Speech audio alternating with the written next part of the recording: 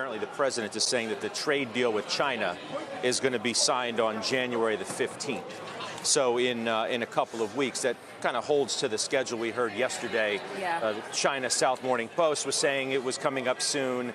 There was a report from Navarro yesterday that it could be within a week or so. So we'll let that slide a bit. But you're talking, and there it is right there at the bottom of your screen. You're seeing now President Trump saying the China trade deal to be signed on January 15th. At the White House. Yeah, we'll see what the market reaction, if any, is to that.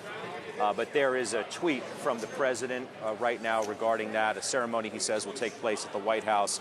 High-level representatives of China will be present. At a later date, it will be going to Beijing, where talks will begin on phase 2. That may be the biggest headline of the whole tweet, is that last sentence there that the president says he's going to go to Beijing, where talks will begin on phase 2.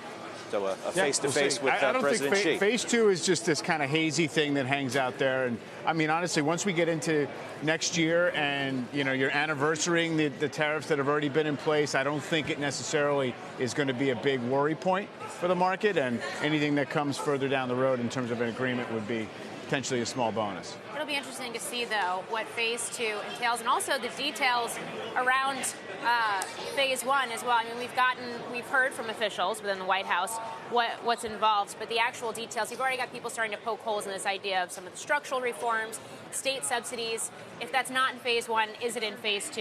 And is that going back? Or is there a phase 2? Let's be honest. It's going to get lost in the campaign. It's kind of it's a statement of intent, maybe, I think, to continue talking. It was hard enough to get to phase 1. Let's, maybe you're right. Take a breath on that. Although, Navarro on Squawk this morning was talking about, these trade issues with other countries. Right. And I wonder, if there are flare-ups here and there. Now, granted, they probably won't be viewed as large as with China. But how much, if at all, the market will pay attention to anything that happens along the trade front? It's a statement of orientation that we're going to continue to contend for better terms. That's fine. I think it also could be taken as their attention is going to go toward things besides China, which means if there's a phase 2, it happens, at a low burn behind the scenes.